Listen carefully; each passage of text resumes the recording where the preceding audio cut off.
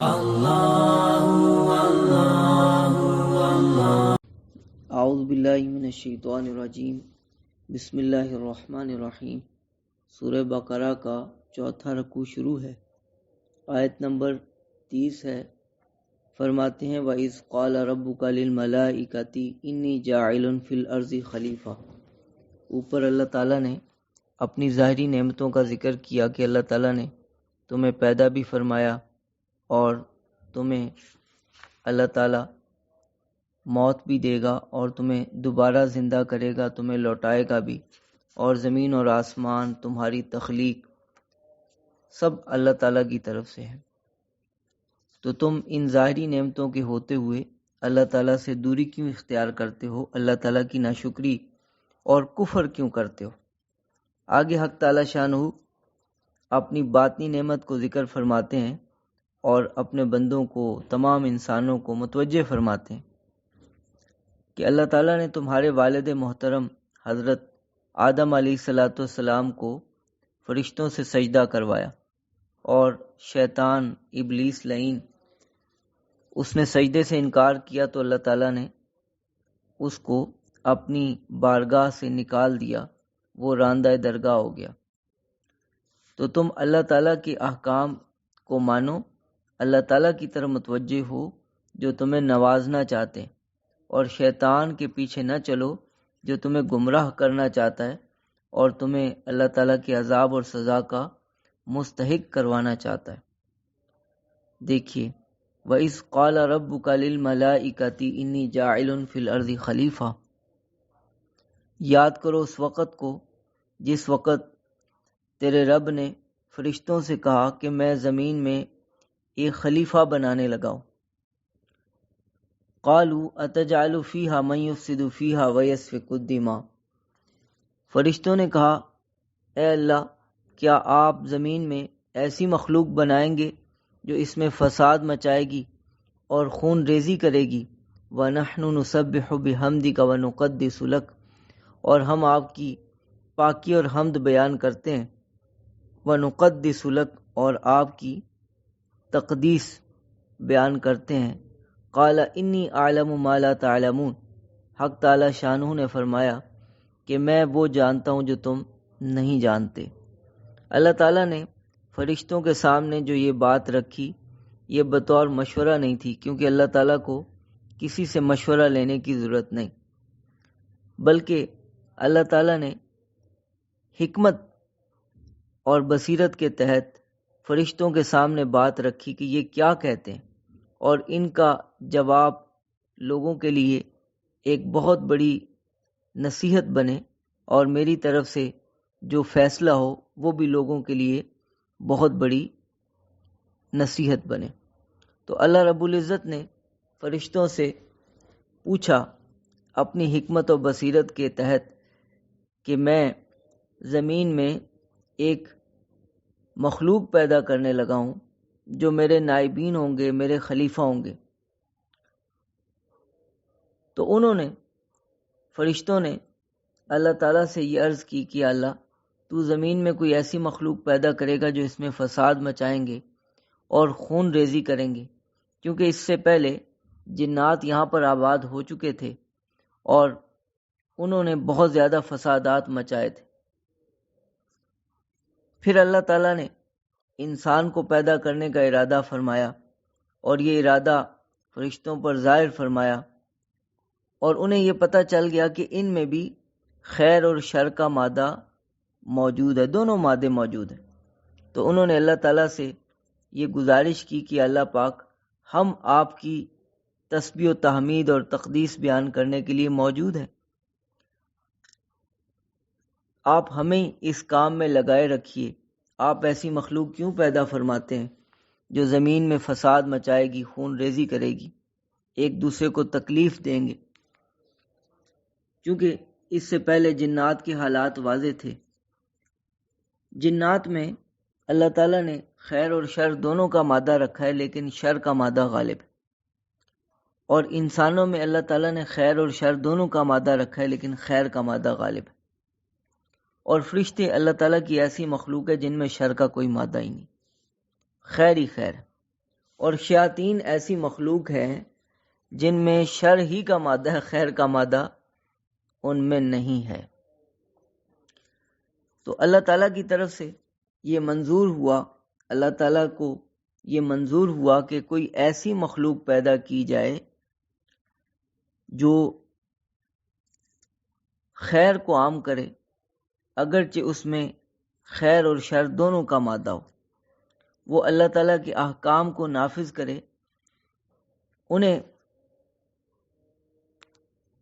انہیں خیر اور شر دونوں کا اختیار ہو، لیکن وہ اپنا اختیار استعمال کر کے خیر والے کام کریں اور خیر کے کاموں کو عام کریں۔ تو اللہ تعالیٰ نے اس کام کے لیے ایک مخلوق پیدا کی، انسان۔ قال انی اعلم ما لا تعلمون، اللہ تعالیٰ نے فرشتوں کو یہ جواب دیا کہ میں وہ جانتا ہوں جو تم نہیں جانتے۔ وعلم آدم الاسماء كلها ثم عرضهم على الملائکہ، اللہ تعالیٰ نے آدم علیہ السلام کو کچھ نام سکھا دیے چیزوں کے، جتنی بھی چیزیں تھیں نا دنیا میں، سب چیزوں کے نام سکھا دیے۔ ثم عرضهم على الملائکہ، پھر ان چیزوں کو اللہ تعالیٰ نے فرشتوں کے سامنے پیش کیا۔ فقال انبئونی باسماء هؤلاء ان کنتم صادقین، اور فرمایا کہ مجھے ان چیزوں کے نام بتاؤ اگر تم سچے ہو۔ ایک جواب تو اللہ تعالیٰ نے پہلے ہی ارشاد فرما دیا کہ میں جانتا ہوں تم نہیں جانتے، لیکن اس کی حکمت ظاہر کرنے کے لیے اللہ تعالیٰ نے فرشتوں کے سامنے بھی ساری چیزوں کے نام لیے اور آدم علیہ السلام کے سامنے بھی سب چیزوں کے نام لیے۔ حضرت آدم علیہ السلام کو سب چیزوں کے نام اور ان کے خواص یاد ہو گئے، فرشتوں کو یاد نہیں ہوئے۔ فرشتوں میں اللہ تعالیٰ نے علم کی وہ صلاحیت نہیں رکھی جو انسان میں رکھی۔ اب جب آدم علیہ السلام کو سکھا دیے، فرشتوں سے پوچھا بتاؤ یہ کیا ہے۔ فقال انبئونی باسماء هؤلاء ان کنتم صادقین، مجھے ان چیزوں کے نام بتاؤ اگر تم سچے ہو۔ قالوا سبحانک لا علم لنا الا ما علمتنا، تو فرشتوں نے کہا اے اللہ تو پاک ہے، ہمیں اسی کا علم ہے جو تو نے ہمیں سکھایا، اور تو نے ان چیزوں کا ہمیں نہیں سکھایا تو ہمیں اس کا علم بھی نہیں۔ انک انت العلیم الخبیر، بے شک تو جاننے والا حکمت والا ہے، تو اپنے کاموں کی حکمتوں کو جانتا ہے۔ اگر تو نے یہ فیصلہ فرمایا کہ آدم کو پیدا کرنا ہے تو اس میں یقیناً بہت زیادہ حکمتیں ہوں گی۔ اگر تو نے یہ ارادہ فرمایا ہے کہ آدم کو اور انسان کو اپنا خلیفہ بنانا ہے تو یقیناً اس میں بہت ساری حکمتیں ہوں گی، ہم تو اتنا ہی جانتے ہیں جتنا تو نے ہمیں سکھایا۔ قال یا آدم انبئہم باسمائہم، اللہ تعالیٰ نے فرمایا اے آدم ان کو ان چیزوں کے نام تو بتاؤ۔ فلما انبأہم باسمائہم، جب آدم علیہ السلام نے انہیں ان سب چیزوں کے نام بتا دیے، قال الم اقل لکم انی اعلم غیب السماوات والارض، تو اللہ تعالیٰ نے فرمایا میں نے کہا نہیں تھا کہ میں آسمانوں اور زمین کے غیب کو جانتا ہوں، اور میں وہ جانتا ہوں جو تم نہیں جانتے۔ وَأَعْلَمُ مَا تُبْدُونَ وَمَا كُنْتُمْ تَكْتُمُونَ، اور میں جانتا ہوں جو کچھ تم ظاہر کرتے ہو اور جو تم پوشیدہ رکھتے ہو۔ تو اس طرح سے اللہ رب العزت نے آدم علیہ السلام کی برتری تمام فرشتوں کے سامنے ظاہر فرما دی اور ان کے سامنے یہ ثابت کر دیا، اور وہ بالکل اچھی طرح سے جان گئے، پہچان گئے کہ یقیناً انسان ایسی مخلوق ہے جو ہم سے برتر ہے اور وہ اللہ تعالیٰ کا خلیفہ بنے گی۔ اور اس سے پہلے فرشتے آپس میں یہ گفتگو کیا کرتے تھے کہ اللہ تعالیٰ ہم سے زیادہ بہتر اور ہم سے زیادہ شان والی مخلوق پیدا نہیں کریں گے، کیونکہ انسانوں کے پیدا ہونے سے پہلے سب سے افضل ترین مخلوق جو تھی وہ فرشتے تھے، لیکن جب اللہ تعالیٰ نے انسان کو پیدا فرمایا تو انسان فرشتوں سے بھی زیادہ افضل ہے، اور اللہ تعالیٰ نے اس زمین میں انسان کو جو خلیفہ بنایا ہے وہ اس طرح سے کہ اللہ تعالیٰ اپنا پیغمبر بھیجتے ہیں جو اللہ تعالیٰ کا نائب ہوتا ہے، اور وہ اللہ تعالیٰ کا پیغام پہنچاتا ہے اور اللہ تعالیٰ کے حکام کو نافذ کرتا ہے۔ پھر جو اللہ کی جماعت ہوتی ہے، اللہ کے بندے ہوتے ہیں، وہ ان احکام کو نافذ کرتے ہیں اور ان احکام پر خود بھی عمل کرتے ہیں، دوسروں کو بھی اس کی تعلیم دیتے ہیں۔ تو ہر دور میں انبیاء علیہ السلام تشریف لاتے رہے، پھر بالآخر آخری نبی حضرت محمد مصطفیٰ صلی اللہ علیہ وسلم تشریف لائے۔ آپ صلی اللہ علیہ وسلم کی خلافت سب سے اعلیٰ و اکمل، اور آپ صلی اللہ علیہ وسلم کی نبوت تمام انسانیت کے لیے، آپ صلی اللہ علیہ وسلم قیامت تک کے لیے نبی اور رسول بنا کر بھیجے گئے۔ آپ صلی اللہ علیہ وسلم چونکہ آخری نبی ہیں، خاتم النبیین ہیں، آپ صلی اللہ علیہ وسلم کے بعد اب کوئی نبی نہیں آئے گا۔ اللہ تعالیٰ نے آپ کی امت کو بھی انبیاء والی صفت کیا ہے کہ انبیاء علیہ السلام معصوم تھے۔ تمام انبیاء معصوم ہوتے ہیں، عصمت انبیاء، یہ ہمارا عقیدہ ہے۔ تمام انبیاء معصوم ہوتے ہیں، ان سے کوئی گناہ نہیں ہوتا۔ یہی والی صفت اگرچہ ہر انسان میں، ہر امتی میں تو موجود نہیں، لیکن اللہ تعالیٰ نے اس امت کو یہ وصف عطا فرما دیا ہے کہ آپ صلی اللہ علیہ وسلم نے فرمایا کہ میری امت گمراہی پر جمع نہیں ہو سکتے، گمراہی پر جمع نہیں ہو سکتے کہ ساری کی ساری امت ہی گمراہ ہو جائے، یہ نہیں ہوگا۔ تو بحیثیت امت آپ صلی اللہ علیہ وسلم کے تشریف لے جانے کے بعد ہم سب کے سب اس زمین میں اللہ تعالیٰ کے خلیفہ ہیں، اور اللہ تعالیٰ کے احکام کو نافذ کرنا اور ان کو آگے عام کرنا، ان کی اشاعت اور ترویج، یہ ہمارا مقصد اور ہمارا مشن ہے۔ ہم اسی کام کے لیے زمین میں اتارے گئے ہیں۔ آگے آیت نمبر 34 ہے، وَإِذْ قُلْنَا لِلْمَلَائِكَةِ اسْجُدُوا لِآدَمَ فَسَجَدُوا إِلَّا إِبْلِيسَ، اور جس وقت ہم نے فرشتوں سے کہا کہ آدم کو سجدہ کرو۔ دیکھیں اللہ تعالیٰ نے فرشتوں کے سامنے آدم کی برتری کو ظاہر فرما دیا، اب لیکن اس کو عملی طور پر اللہ تعالیٰ نے اس برتری کو عملی طور پر بھی ظاہر فرمایا۔ کیسے؟ کہ فرشتوں کو کہا سجدہ کرو۔ یہ فرشتوں کا جو سجدہ تھا یہ تعظیمی سجدہ تھا۔ حضرت یوسف علیہ السلام کے بھائیوں نے حضرت یوسف علیہ السلام کو سجدہ کیا، تعظیمی سجدہ، اور فرشتوں نے حضرت آدم علیہ السلام کو جو سجدہ کیا یہ تعظیمی سجدہ تھا۔ تعظیمی سجدہ پچھلی شریعتوں میں جائز تھا، حضرت صلی اللہ علیہ وسلم کی شریعت میں اس تعظیمی سجدے کو بھی حرام قرار دے دیا گیا۔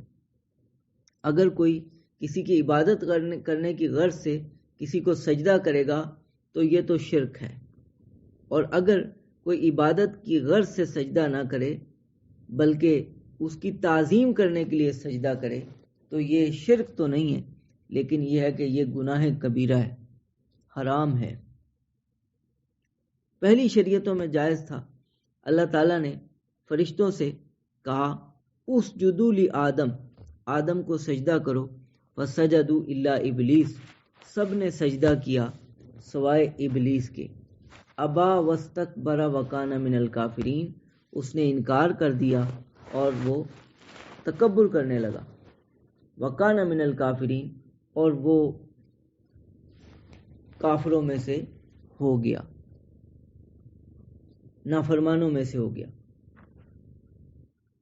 یہ اللہ تعالیٰ کی طرف سے جو سجدے کا حکم ہوا یہ تمام مخلوقات کو تھا، جو اعلیٰ درجے کی مخلوقات تھیں ان سب کو یہ حکم تھا، فرشتوں کو بھی تھا، جنات کو بھی تھا، کیونکہ ابلیس در حقیقت تو جنات میں سے، لیکن یہ اپنی عبادت کی وجہ سے طاؤس الملائکہ یعنی فرشتوں کا مور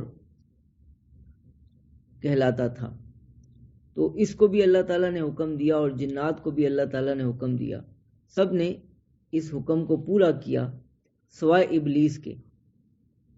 اس نے انکار کر دیا اور کہنے لگا کہ میں اس کو سجدہ کیوں کروں، اے اللہ میں اس سے برتر ہوں اور یہ مجھ سے کم تر ہے، تو نے مجھے آگ سے پیدا کیا اور اس کو مٹی سے پیدا کیا ہے۔ بہرحال اس نے سجدے سے انکار کیا تو اللہ تعالیٰ نے اسے اپنی بارگاہ سے نکال دیا۔ اب چونکہ وہ نکلا تو اس نے کہا کہ میں ان کو گمراہ کروں گا، آدم کو اور اس کی ذریت کو، اور اللہ تعالیٰ سے مہلت مانگ لی قیامت تک کے دن کی۔ وَقُلْنَا يَا آدَمُ اسْكُنْ أَنْتَ وَزَوْجُكَ الْجَنَّةَ، دوسری طرف ہم نے فرمایا اے آدم تم اور تمہاری بیوی جنت میں رہو، وَكُلَا مِنْهَا رَغَدًا حَيْثُ شِئْتُمَا، اور اس جنت میں سے فراوانی کے ساتھ کھاؤ، حَيْثُ شِئْتُمَا جہاں سے تم چاہو، وَلَا تَقْرَبَا هَذِهِ الشَّجَرَةَ، اور اس درخت کے قریب نہ جانا، فَتَكُونَا مِنَ الظَّالِمِينَ کہ تم ظالموں میں سے ہو جاؤ گے۔ اللہ تعالیٰ نے درخت سے کچھ کھانے سے منع فرما دیا۔ سب چیزوں کا اللہ تعالیٰ نے سب چیزوں کے بارے میں کہا کہ فراوانی سے کھاؤ، سب کھاؤ، لیکن یہ درخت، اس درخت کے بارے میں کہا گیا کہ یہ پودا گندم کا پودا تھا، گندم کے پودے کے قریب نہ جانا، اگر اس کے قریب گئے، اس میں سے کوئی پھل کھایا تو تم ظالموں میں سے ہو جاؤ گے۔ فَأَزَلَّهُمَا الشَّيْطَانُ عَنْهَا، شیطان نے ان دونوں کو بہکایا، فَأَخْرَجَهُمَا مِمَّا كَانَ فِيهِ، اور ان دونوں کو ان نعمتوں میں سے اور اس عزت اور راحت میں سے نکال دیا جس میں وہ تھے۔ چونکہ اللہ تعالیٰ کی طرف سے یہ طے تھا کہ اگر یہ دانہ کھائیں گے گندم کا تو انہیں یہاں سے نکال دیا جائے گا۔ وَقُلْنَا اهْبِطُوا بَعْضُكُمْ لِبَعْضٍ عَدُوٌّ، اور ہم نے فرمایا یہاں سے اتر جاؤ، تم میں سے بعض بعض کے دشمن ہیں۔ اس میں دونوں تفسیریں، یا تو مراد یہ ہے کہ شیاطین اور انسان ایک دوسرے کے دشمن، یا ایک معنی یہ بھی بیان کیا گیا کہ آدم اور حوا کی جو اولاد ہوں گے وہ آپس میں دشمن۔ چنانچہ ایک گروہ جو ہے وہ شیطان کا گروہ ہے، دوسرا گروہ اللہ تعالیٰ کا گروہ ہے، اللہ تعالیٰ کی جماعت۔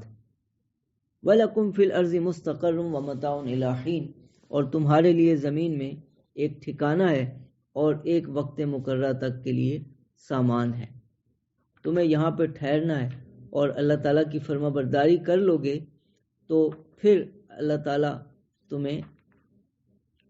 تم سے راضی ہو کر تمہیں جنت میں داخل فرما دیں گے۔ فَتَلَقَّى آدَمُ مِن رَبِّهِ كَلِمَاتٍ فَتَابَ عَلَيْهِ، آدم علیہ السلام اس پہ بڑا روئے، جب انہیں نکالا گیا نا بڑا روئے کہ میں نے یہ غلطی کیوں کی، حالانکہ قضاء و قدر کے اندر یہ طے تھا کہ یہ دانہ کھائیں گے اور پھر زمین پر اتارے جائیں گے، کیونکہ اللہ تعالیٰ نے پہلے ہی فرما دیا تھا انی جاعل فی الارض خلیفہ، میں زمین میں اپنا خلیفہ بنانے لگا ہوں۔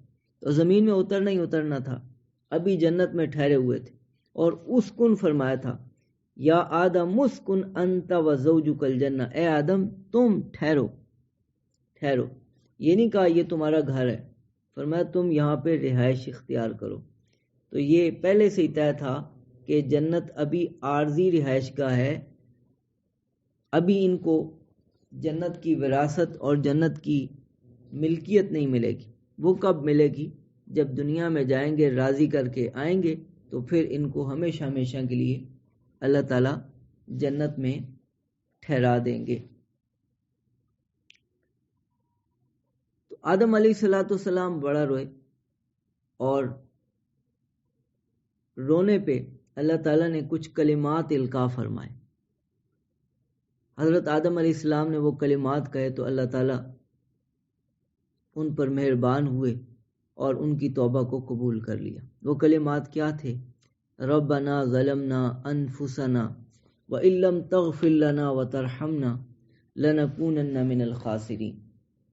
جتنے بھی اللہ کے مقرب ہوئے ہیں، جب بھی ان سے کوئی غلطی ہوئی تو انہوں نے اللہ تعالیٰ کے سامنے توبہ کی، اللہ تعالیٰ کے سامنے آہوزاری کی، اللہ تعالیٰ نے ان کی توبہ قبول فرما لی۔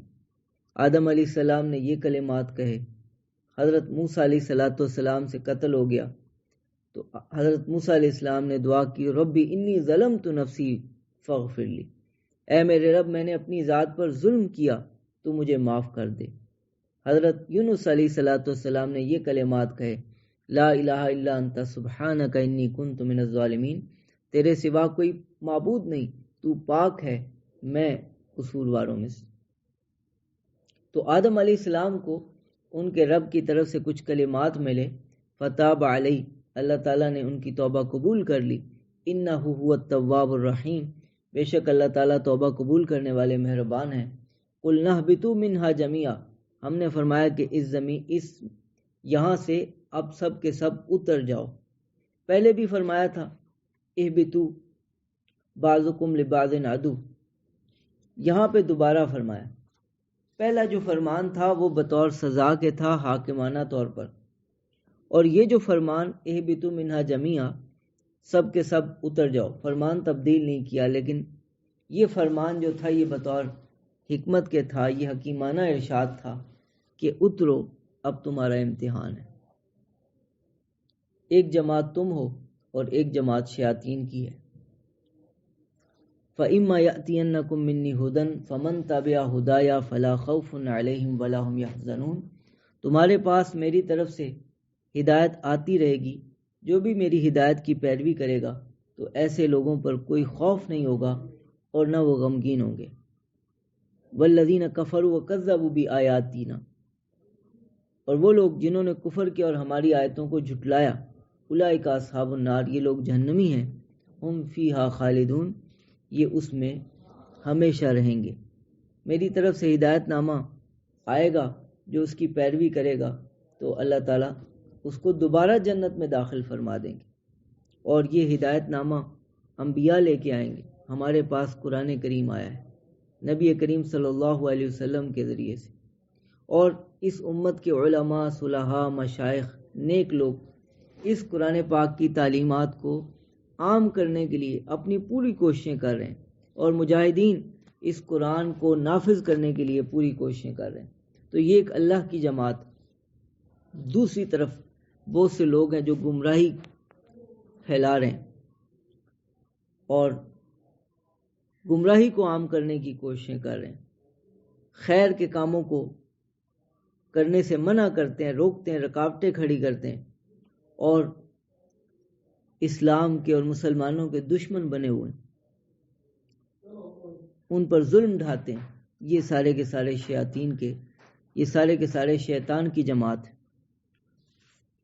تو یہ ایک رکوع تھا، چوتھا رکوع، جس میں اللہ تعالیٰ نے حضرت انسان پر اپنی باطنی نعمت کو ذکر فرمایا کہ اللہ تعالیٰ نے کیسے ان کے والد محترم آدم علیہ السلام کو فرشتوں سے سجدہ کروایا، پھر